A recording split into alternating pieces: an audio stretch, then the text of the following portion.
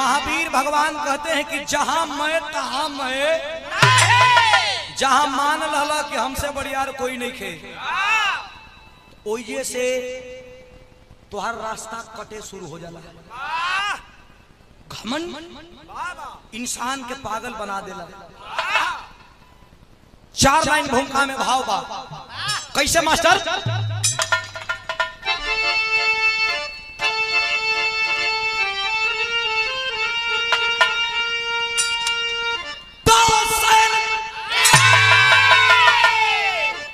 सज गई चतुराई जंग में, अरे जब लगी दाव पर हस्तिनापुर की हस्ती, सो गए बाण सैया पर दादा भीषण, डूबने थी लगी भंवर बीच कश्ती, गुरु दौड़ का है बदल हो गया, अरे सेनापति कर्ण बना कौरवों का, है चिंता भरी दिल में केशव के भारी, हुए मगन हर्ष बढ़ा कौरवों का। भैया महाभारत के लड़ाई में घमंड हो गई बाबा, घमंड हो गई दुर्योधन के कि हमनी के 100 भाई बनी जा, है 5 पांडव खाली 5 को बाणा 100, हमनी के एक को थप्पड़ मारे जाते सो मर जी हंसो। भगवान श्री कृष्ण आके कहा रे पागल, 5 को भाई हो सब 5 को गांव दे दे, लड़ाई ना होई।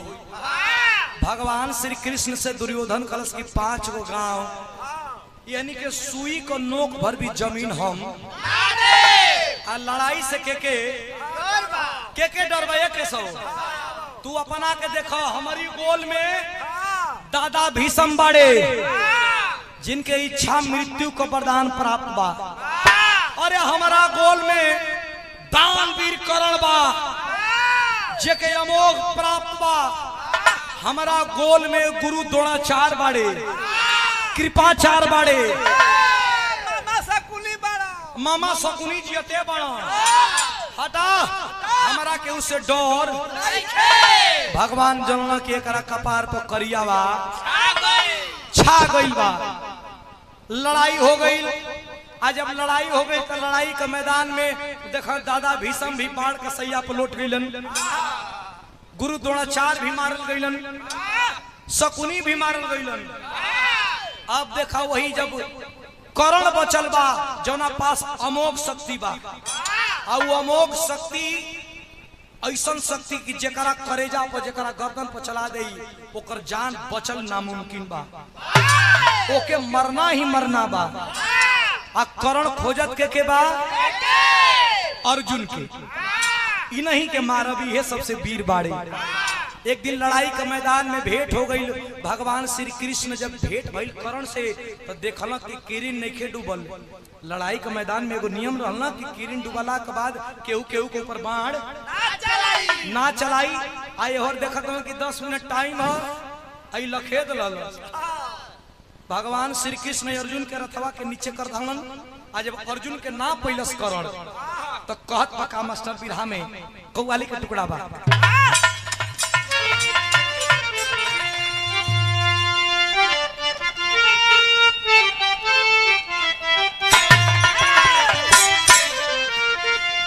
कौवाली के स्वर्गीय रामदेव गुरु जी जवानी में गा के चल गईले। तू गा के चल जा। अरे कहाँ भेजे तलस? बहुत जल्दी मोहम्मदपुर भेजे जा। भागलपुर पुल पर जाए तो भैया, भागलपुर पुल पर मत भेजा भाई। हाँ और दिया बा कैसे गावे?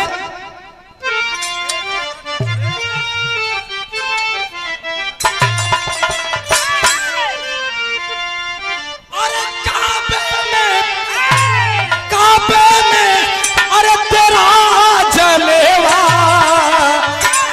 काशी में नजारा है।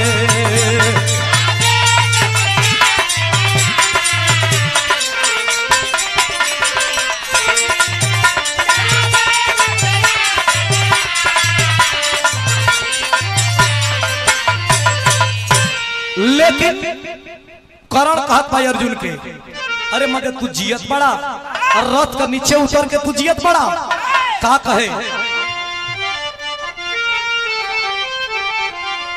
अरे की अच्छा है, अरे की अच्छा है, अरे की मरी जाओ बेकार के जीने से।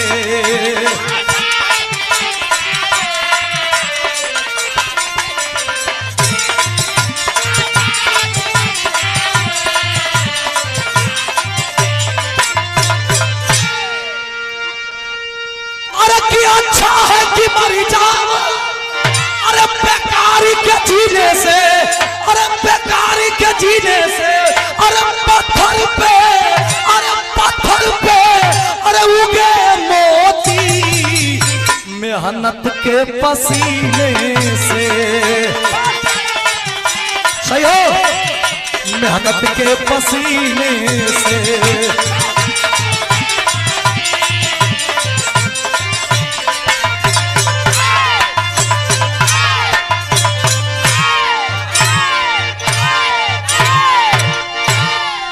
बस बस वो न फटे पट्टे, वो न फटे। कहे कि अच्छा है कि मर जाओ बेकार के जीने से, अब पत्थर पे उगे मोती मेहनत के। ए महाराज अर्जुन,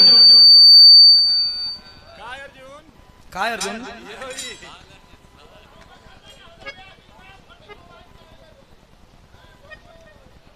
अर्जुन कहलन कि काये भगवान ऐसा तो लखेदे लगल रोज रोज। पांचों पांडव शिविर में कर्ण का तीर का तोड़ जो है लगलन, तो कर्ण का तीर का तोड़ भगवान श्री कृष्ण बतैलन कि कहीं और नहीं खे, बल्कि कर्ण का तीर का तोड़ बाटे भीम का लइका। भीम कहला कि हमार कौन लइका पैदा हो गई भैया, कहला पांचों पांडवन का जब वनवास भई रहल तब पांचों पांडवन में भीम एगो राक्षसीन से बियाह कैलन, जौना राक्षसीन का नाम रहल हिडिंबा। आ हिडिंबा का एगो लइका जवान भइल बा, जौना का नाम बा घटोत्कच। तब तीर बढ़िया चलावेला, कहला तीर चलावेला नहीं, उ केतनो बड़ तीरिया के सुई नियन इस्तेमाल करेला। कहला तब बुलावा, ए भैया बुलावल गई। आज जब बुलावल गई तो अर्जुन परिचय करावे लगन, ए बेटा हाई देख तोर चचा हुवन, हाई तोर बड़का पापा हुवन, द्रौपदी के बतैना कि हाई हो तोहरे माइये मौसी लगी हैं। कहत बा घटोत्कच की कहो सब तो लौकता, लेकिन अर्जुन बाबूजी का लइकवा अभिमन्यु नहीं खे लौकत। अभिमन्यु कहाँ बा? अभिमन्यु से हम भेंट करब। 2 दिन पहले लड़ाई के मैदान में अभिमन्यु मार गई रहल, आई खोजता कि हम अभिमन्यु से भेंट करब। अभिमन्यु हमार भाई कहाँ बा? तब बिरहा में तरज कितना बढ़िया बा मास्टर। एक पहले के कविया गावे रामदेव गुरुजी और बुल्लू गुरुजी का बिरहा होखे, तो रामदेव गुरुजी बुल्लू गुरुजी के कह मान लेते यहाँ तो लेडीज जेंट्स का मुकाबला बा, लेकिन जेंट्स का मुकाबला होके रामदेव गुरुजी बुल्लू गुरुजी से कह मास्टर, कह नदिया किनारे मोर बोले 1000 बार बोले, हमार पिया हमसे न बोले।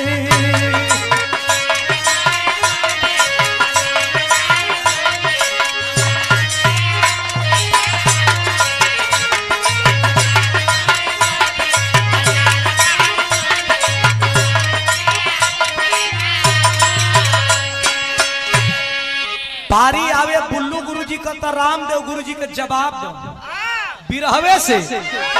बुढ़ौती का शरीर रहले करिहाई पहान धक के खड़ा होखा, आ धीरे से कहो कि सारिया कायर मोर राम, जाग जाग भोले बाबा,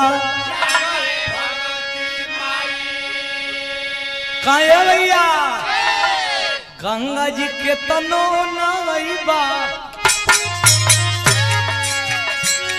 अरे गंगा जी के तनो नईबा पतर पिरिया ना पैबा राजा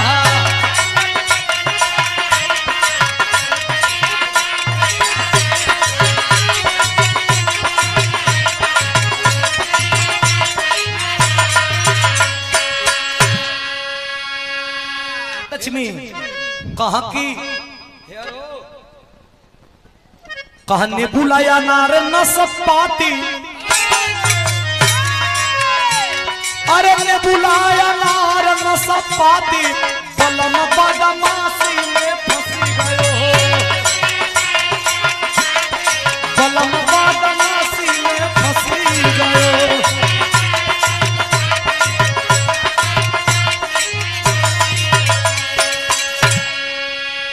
लेकिन यही तर्जिया के हमारे गुरुजी विजय लाल कैसे गावे कहा भैंस सुअर हर जाई अरे भैंस सुअर हर जाई घूमी जे तने वो तने मोटाई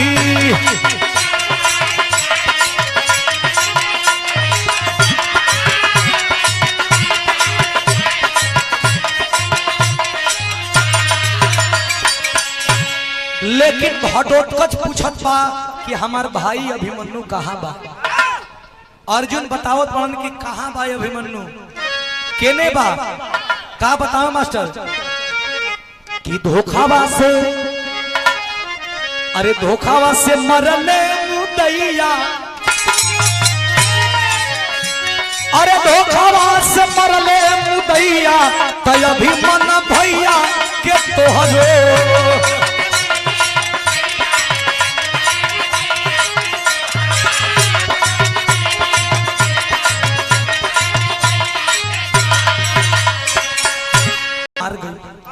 कहा मार गई बोले घटोत्कच से अर्जुन बिना खके पहले यमर चक्र पीहू में फंस की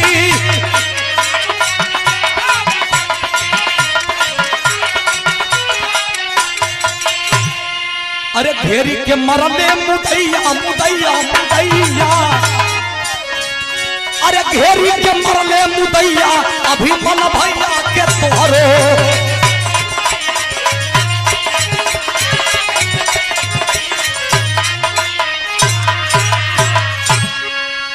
ए बेटा तोर भाई अभिमन्यु मार गई बाबा जब इतनी बात सुनलस घटोत्कच की हमार भाई अभिमन्यु मार गई कहो हमार बाबू भीम के लोग कहला कि 10,000 हाथी का बल हो अर्जुन के लोग कहला कि इनसे बड़ा तीर चला वाला धरती पे कोई ना हो इतना बड़ियार आदमी का बेटा मारल जाई तो लोग गलती बतियावत हुआ तो लोग को कुछ सहूर बा वो खाली फालतू बतियावत हुआ भौकाल कसत जा रहे हमके एक दिन खातिर बोले रहता 1 घंटा में महाभारत खत्म कर दिल रहती का कहे बिरहा में फिर तरज बदलत बा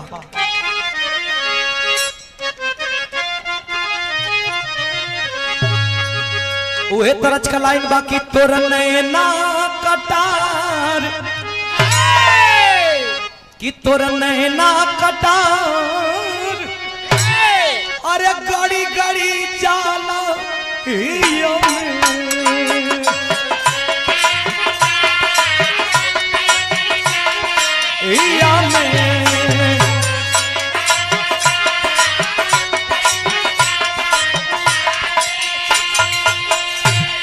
लेकिन ये बदल के गवाई कि बूढ़ावा बेईमान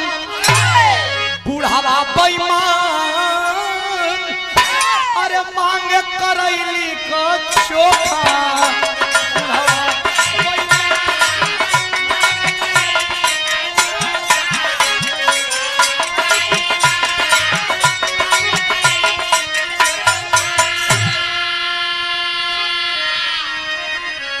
ऐसा नमक मिर्चा से बड़ा दूर रहे शुद्ध भोजन खाना करेली फरेली खाना खाली भूंज के खाना ए भैया लेकिन घटोत्कच कहत बका कि बोला बाका जुझार अरे बोला बाका जुझार अरे काहे ना हमके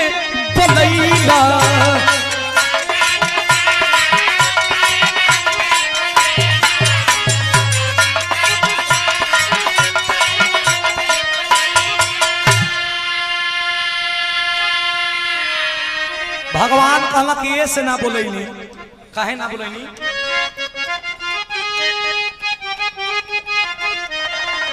कहला कि क्षत्रिय न हो के, अरे क्षत्रिय न हो के, अरे तू क्षत्रिय कहैबा।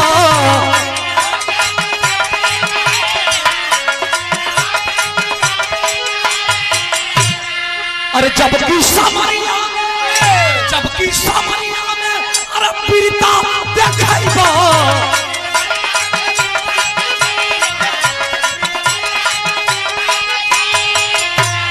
तो गर्जा शेर सरदार, गर्जा शेर सरदार, अरे काहे ना हमके बोलैला।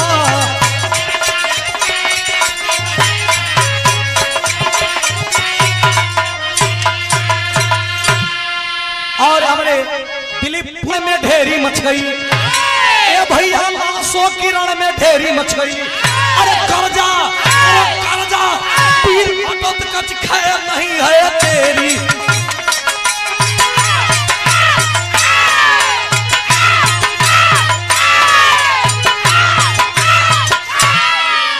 लाशों की और रण में ढेरी मच गई। कर्जा पीर घटोत्कच खैर नहीं है तेरी। देखा बड़ियार के साथ बुद्धिमान भी रहल जरूरी है। अगर बड़ियार के साथ बुद्धिमान ना रहबा तो तुहार कुल स्थिति फेल कर जाए। काजी पहुंचल लगल रगड़ के लड़े, जहर जहर दुर्योधन जाओ हरे वहर रगड़ के लड़े। दुर्योधन सोचलस कि 5 गोर वहां से मराते ना वहां से ई छठवा कैसन वीर आ गइल रे मर्दे। हाथी नियन बड़का बाप ये तना बड़ पहलवान हमन कबो देखबे ना कैली। जाकर के वही कर्ण के सामने खड़ा हो गई कि भैया कर्ण, अरे जवन तिरिया रखले वो मारे खातिर अर्जुन के, अर्जुन बाद में मराई है। वो पगलेट कहा ले आई बा एक खतवा में 100 गो के लोकत बा। एक ऊपर तीर चलावा, अर्जुन के मारे खातिर तीर रखले बनी चलाई घटोत्कच के ऊपर। दुर्योधन पगला गइल बड़ा का, कहला पगलाइल नहीं खी, तू पगलाइल बड़ा कि लागत है कि आज महाभारत का लड़ाई खत्म हो जाई और तू तीर चलाए के बजाय भाषण देता रहो। तीर ना चलेबो तो हमरा शंका होता कि कहीं तो हम 5 पांडव से मिलल तो नहीं खा। अरे बाप रे बाप, जब इतनी बात सुनना हन कर्ण तो निकाल करके तर्कस से वही अमोघ शक्ति और तैयारी की है मारने के लिए भीम के सुपुत्र घटोत्कच के ऊपर। कैसे मास्टर?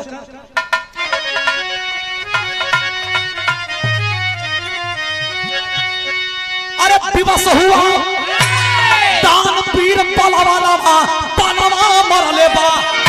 अरे तो कट के नाचे धरती पर गर्दनवा पलवा मरले बा।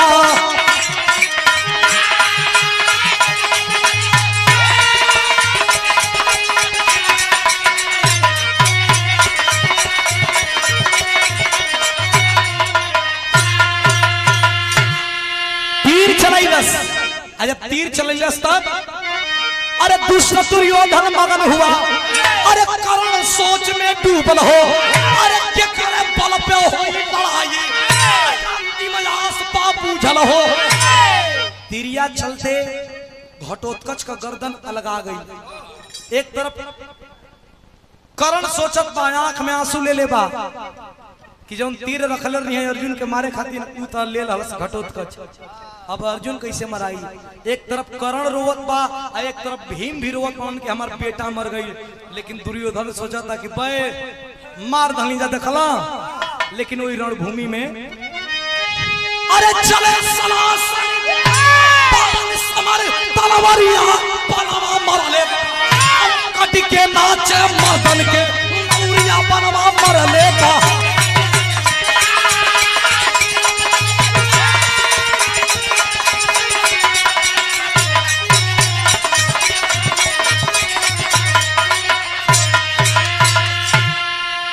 के नाचे मर्दन के मौरिया। भगवान श्री कृष्ण जब दृश्य देखले तब भगवान श्री कृष्ण रथ निकलले। आज जब रथ निकलले तो रोज तो नहीं, लेकिन विशेष रूप से हम पहले ही बतैली है कि बात वही होखे जेकर चर्चा में हम आइल बनी जा। जब रथ निकलले तो रथवा के ऊपर आदेश कैले वीर बलि हनुमान के कि प्रभु अपन गदा या अपन पूरा भार लेके रथ के झंडा पर तू बैठ जा। वीर बलि हनुमान पूछला कि काहे प्रभु आज कोनो विशेष लड़ाई है का? कल लड़ाई विशेष ना है, आज कर्ण के आई अर्जुन का लड़ाई है। कर्ण बहुत बढ़ियार योद्धा हो, अर्जुन का जान कसम कस परल बा।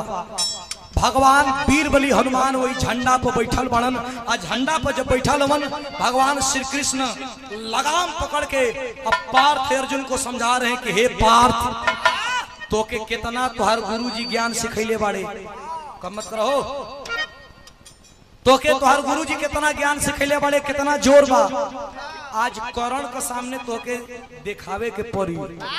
कस ठीक बा, जब चलल हमन लड़े खातिर तो भाई का मास्टर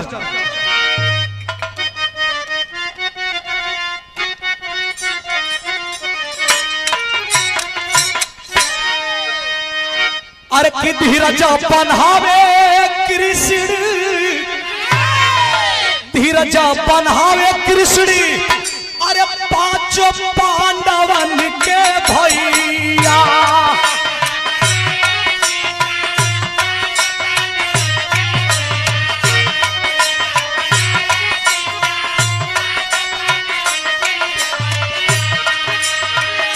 कर्ण औरी अर्जुन के छिड़ संगरा,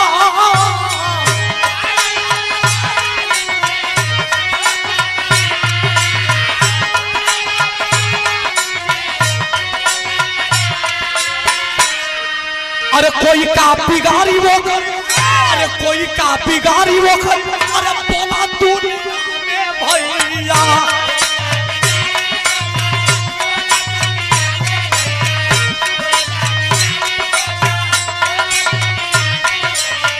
रथिया बच्चे करे, रथिया बच्चे करे, बैठे हो घनश्याम।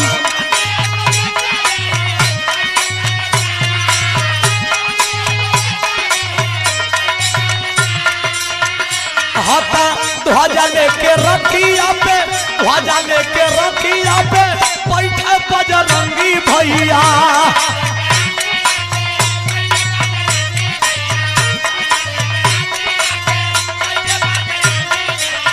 पूरा होई दीवाना के आ जाइए इनका काम।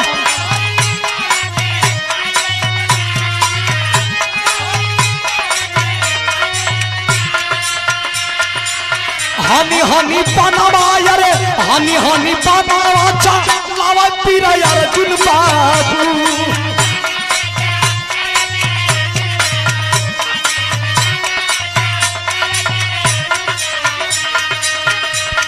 सिखावा लेता गुरु परशुराम।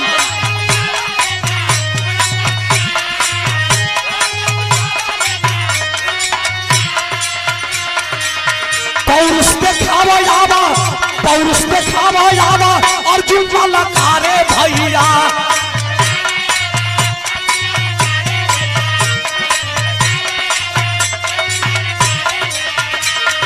अरे मरला सब में हंस के गुरुधाम। अंतिम लड़ाई हो रहल बा। श्री कृष्ण जी रथ पे बाड़े, आई है वीर बलि हनुमान जी ध्वजा पर पूरा गदा लेके बैठल बाड़े। कर्ण रथवा पर बैठल बा। जब लड़ाई होता तो अर्जुन कर्ण का रथवा का तरफ तीर चलावे तो कर्ण का रथवा 100 हाथ पीछे चल जाए। आज जब कर्ण अर्जुन का तरफ तीर चलावे तो अर्जुन का रथवा 3 हाथ पीछे आवे, लेकिन 3 हाथ पीछे आवे तो मैं भगवान का बाहर कर्ण बाह। अरे गजब, अर्जुन सोचत हमन कि 100 हाथ पीछे मरली है, भगवान एको बेरी कुछ ना कल। आज दुश्मन हमार 3 हाथ मारत है तो वही में मार ललकारत हम बाहर कर्ण बा। ये पगला गई हम कहा मर दे। फिर गुस्सा में होके निकाल करके तीर जब मारा है कर्ण के रथ के तरफ तो कर्ण का रथ फिर 100 हाथ पीछे। फिर कर्ण तीर लेके मारत बा तो फिर अर्जुन का रथवा 3 हाथ पीछे हो जा। 3 हाथ पीछे हो गए तो भगवान कहा कि अब तुम्हारा हाथ चूमने का मन कर रहा। गजब का तीर चलाते हो, अगर पास होते तो तुम्हारा हाथ में चूम लेता। इतना कटीला तीर बाहर करण बाहर। अर्जुन तिरिया धनुषिया धल कलाम लड़ब नहीं के लड़ी। 100 हाथ मारत है तो तू जना तोरे मुंह में दही जामा लो कुछ बोलत ना हुआ। हाँ क्या क्या हुआ? हाँ कह दिया कि जाए कह दिया कि मारा व्यक्ति फाइट में लहू बेगे लग बता। ए भैया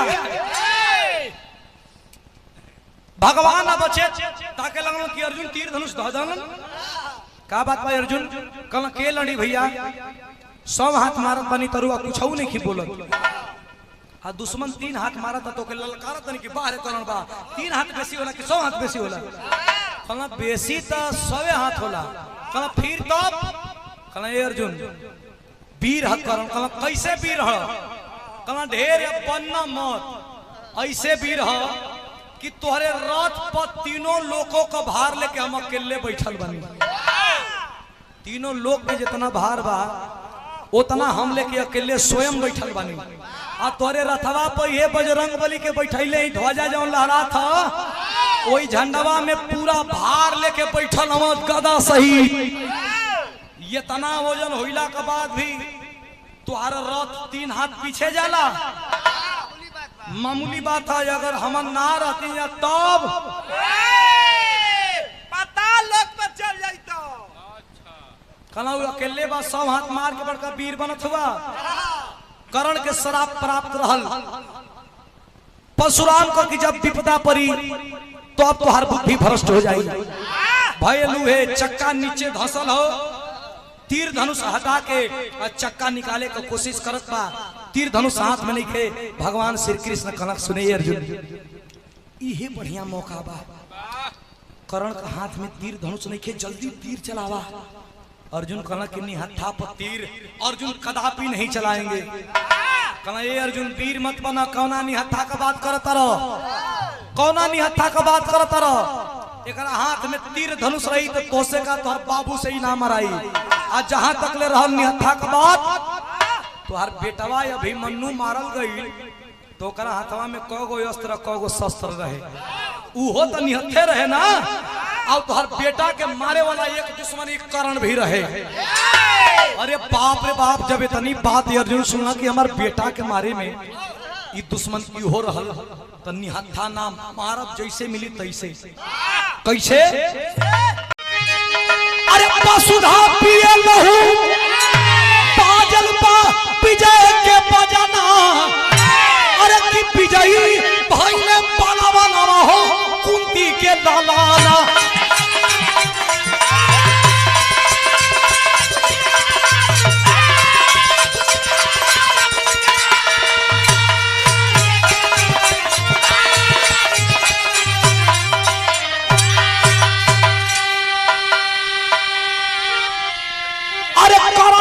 कैले अरे जुन बधाना अरे चकरा के जाने ना पूरा रे जहाना।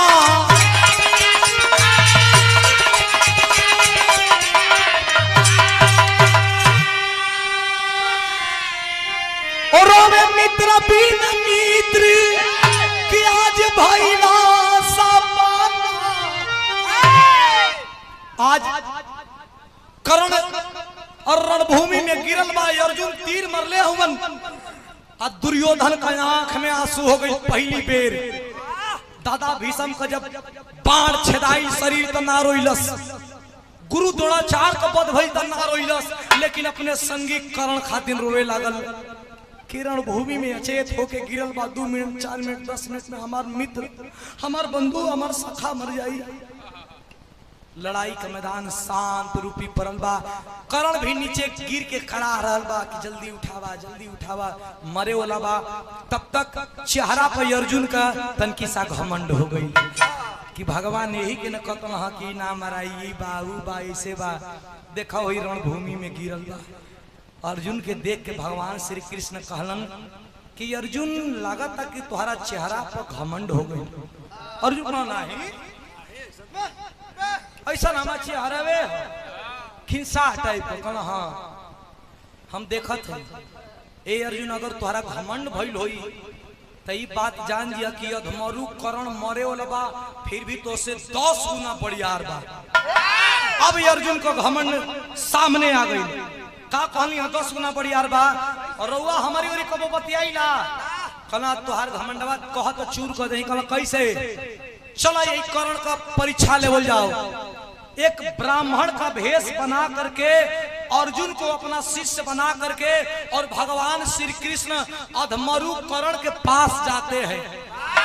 कर्ण रणभूमि में लेटल बा मुंह से खून आ रहल बा माटी पानी शरीर छेदाइल बा लेटल बा करा रहल बा जब मर जाई तब तक भगवान ब्राह्मण का भेष बना के जाके कहन दानी दानी जगो कर्ण जगो। पलट के जब देखलस हो बाबू कि कर्ण कि कोनो ब्राह्मण दान मांगे आई बा हाथ जोड़ के खड़ा ₹100 बोल रही 100 रुपया बहुत बहुत धन्यवाद बा दिलीप भैया के दिल से धन्यवाद हो। ए दानी जगो पलट के देखलस त कलस कि 2 गो ब्राह्मण खड़ा हुन हाथ जोड़ के कलश के का प्रभु हे विप्र देवता हे ब्राह्मण क्या चाहिए। कलंक के सुनाए कि तू बहुत बड़ा दानी है और तुम्हारे दरवाजे तक तो नहीं पहुंच पाया तुम्हारा पता लेकर के आया हूं दान लेने के लिए क्या मुझे दान दे सकते हो कर्ण। आंख में आंसू आ गई क्या कर रहे हैं ब्राह्मण मैं देने के लिए हूं मैं देने की हालत में हूं हमारे पास कुछ नहीं है तो मैं मरने वाला हूं मैं क्या दे सकता हूं। भगवान श्री कृष्ण परीक्षा लेने गए हैं कहा कि नहीं कर्ण देने के लिए तो तुम्हारे पास बहुत कुछ है लेकिन तू देना नहीं चाहते हो। अब तो आंखों में आंसू आ गया कि जीवन भर हम दान कैली आज एगो ब्राह्मण आके कहत बा कि तोरा पास बहुत कुछ बा लेकिन देवल नहीं खेचा। हाथ जोड़ के कलश के ये ब्राह्मण क्या है जो मेरे पास मैं नहीं देना चाहता। ब्राह्मण भेष में भगवान कहते हैं कि तुम्हारा एक दांत सोने का है तुम्हारा एक दांत सोने का है वही दांत मुझे दे दो। आंखों में आंसू लेकर के और मुस्कुराने लगा कि ओ ये मेरा दांत चाहिए मुझे तो पता नहीं था। तो हे ब्राह्मण इस दांत को तोड़ने के लिए एक पत्थर लाइए पत्थर से दांत को तोड़ूंगा या आपको दान देकर ही मरूंगा। भगवान परीक्षा लेने की मूड में हंसने लगे कि वाह बहुत खूब क्या तुमको यही बताया गया है कि तुम्हारे घर पे जो भिक्षा लेने आए उससे तुम उसका गुलामी करवाओ। तुम्हारा दांत नहीं देने चाहता हो तो मत दो नहीं लूंगा लेकिन तुम्हारा खातिर ने कोई ईटा ले आई पत्थर ले आई दांत के तुरब तब देव हम जाते नहीं अपना घरे। भगवान का बतिया सुन के आंख में आंसू ले लहलस बाण लगल बा केहुनी पकड़लस कैसा हूँ झुक के आ केहुनी पकड़लस ये ठेवना कबल रेंगत रेंगत रेंगत जाके एगो पत्थर लेके आ दतवा पर मरलस टड़ाक से टूट गई दतवा खून हल हल हल हल बहे लागल आ लेके दतवा कलस की ला ये ब्राह्मण आपो याद करबा कि कौन दानी से पेट भरल लेके दतवा। अब भगवान मुस्कुराए लगन कहना कि कार्य करण इतना दिन दान रहले लेकिन तुमको कोई नहीं बताया कि किसी भी ब्राह्मण को झूठा दान नहीं दिया जाता है और तुम मुझे अपना झूठा दांत दे रहा है तो ले अपना दांत मैं जा रहा हूं नहीं चाहिए तुम्हारा दांत। अब तो रोने लगा कि मैं क्या करूं मरने वाला हूं परीक्षा पे परीक्षा ये ब्राह्मण ले रहा है। कलश की नहीं दूंगा झूठा दान देखिए मेरी तीर धनुष इसी रणभूमि में कहीं पड़ी होगी लाइए मेरा तीर धनुष मैं आपको इस दांत को धो करके दूंगा। भगवान मुस्कुराने लगे कि हाँ ठीक है बा तुहार तीर धनुष ले आई तब तू धो के देव मतलब आज तू गुलामी कराई के मनबो नहीं चाहिए तुम्हारी गुलामी नहीं करेंगे। दानी लगा था राजा हरिश्चंद्र दानी लगा था राजा हरिश्चंद्र के नाम के ऊपर गुलशन भैया, लेकिन दानी के साथ वीर लगा था। इतिहास गवाह है, वेद गवाह है, पुराण गवाह है, रामायण गवाह है, महाभारत गवाह है कि किसी भी दानी के ऊपर वीर नहीं लगा था। एकमात्र दानी जिसे दान वीर करण कहा गया। दान वीर करण, दान वीर करण। कलश की आप कुछ मत करिए, पेट के बल घूमते घूमते कुछ दूर जाके अपना तीर और धनुष पा लिया, उठाया। ये दाहिना हाथ काम नहीं कर रहा है, लेकिन दांतों से प्रतंचा चढ़ा के धरती में छेद कर दिया। पानी का भप्पारा निकलल हो, जब पानी का भप्पारा निकलल होता वही दतवा धो के भगवान जन ब्राह्मण वेश में ला आपो का याद करबा। जब दांत को लेते हैं तो आंखों से आंसू छलक गया भगवान का।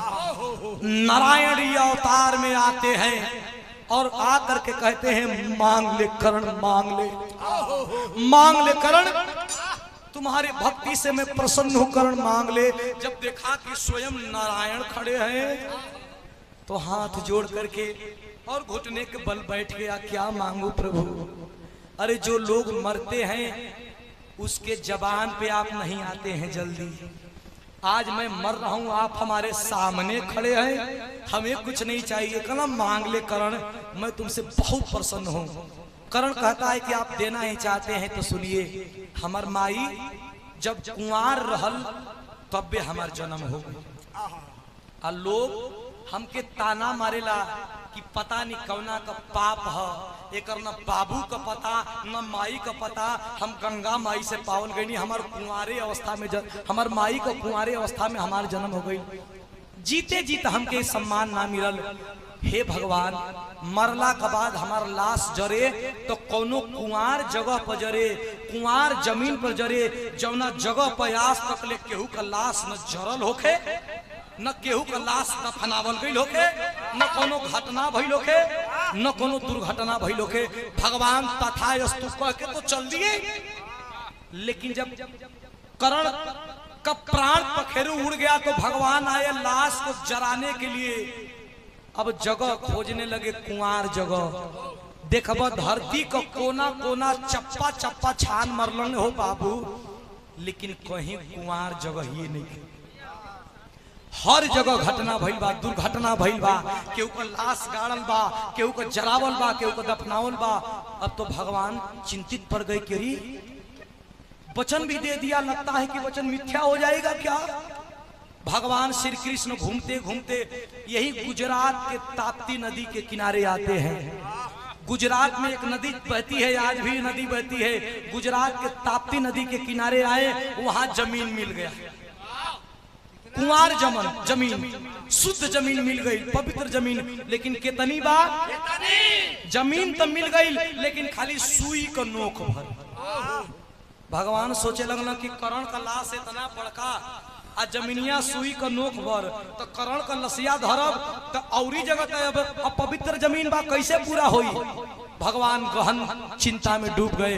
और जब गहन चिंता में डूबते हैं तो ज्ञात हुआ, एक सुई मंगवाते हैं, जमीन उतने बा ना, एक सुई मंगवाते हैं और उस जमीन में जितना जमीन है उतने ही जमीन में उस सुई को धंसवा दिए और उसके ऊपर अपना हाथ रख दिए। जमीन से छुआई नहीं है, जितना पवित्र जमीन है उतना में ही सुई है। उस सुई के ऊपर अपना हथेली रख दिए, हथेली के ऊपर एक चिता सजवाते हैं। चिता के ऊपर करण की लाश को रखवा करके और लाश को जलवा देते हैं। और जब जलवा देते हैं तो जमीन से छुआई भी नहीं हुआ, पवित्र जमीन नीचे टच किया है सुई, ऊपर लाश धू धू करके जल रही है। जब लाश जल गई तो भगवान दिया हुआ वरदान पूरा किए। बोलिए वृंदावन बिहारी लाल की। दिया हुआ वरदान पूरा किए।